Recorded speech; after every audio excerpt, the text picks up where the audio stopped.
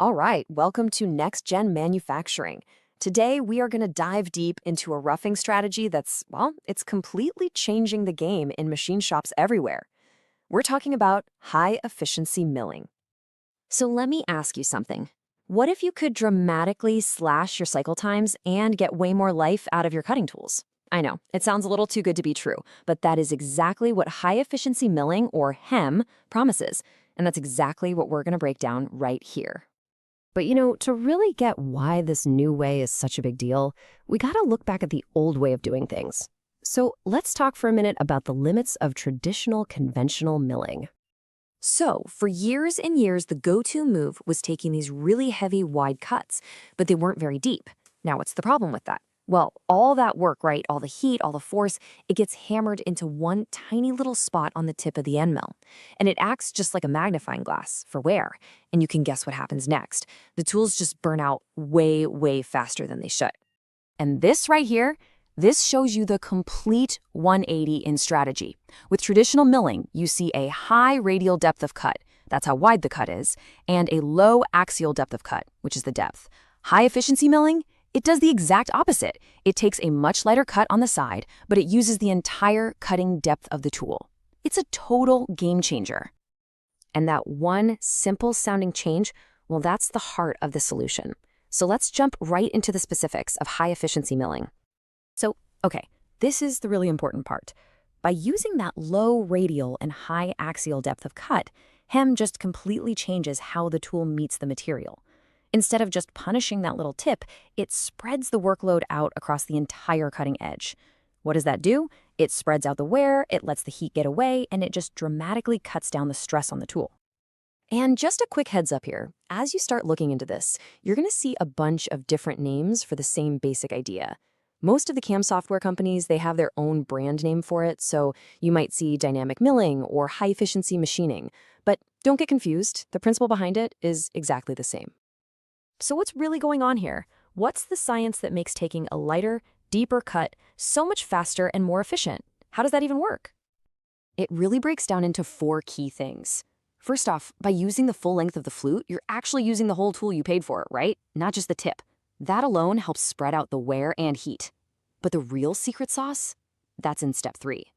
Maintaining a constant load on the tool. That stability, that's what lets you crank up the speeds and feeds and get these crazy aggressive material removal rates without ever shocking the tool.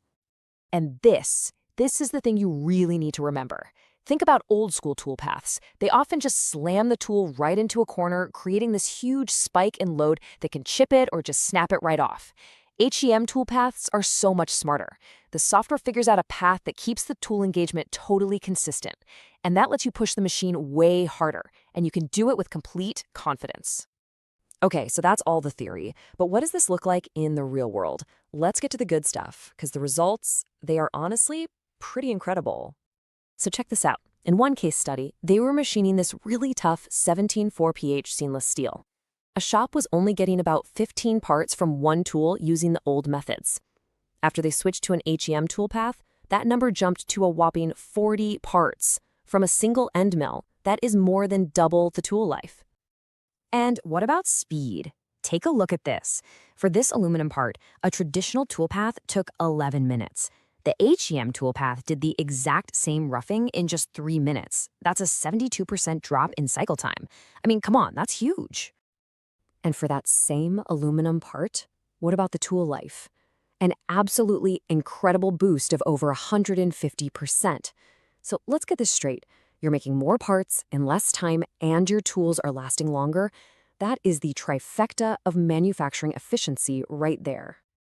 In fact, that single tool using HEM went on to make a staggering 900 parts before it even needed to be replaced. Just take a second and think about the cost savings on tooling alone. Never mind the massive reduction in downtime from changing out broken tools. Okay, so at this point, you're probably thinking, I want some of that. So what does it actually take to get these kinds of results in your shop? Let's break down the toolkit you'll need to succeed. And here's the great news. It's actually more accessible than you might think. You really only need 3 key things. A modern CNC controller that can look ahead and process the code really fast, some advanced CAM software that has one of these dynamic milling modules, And, this is important, tooling that's optimized for the job.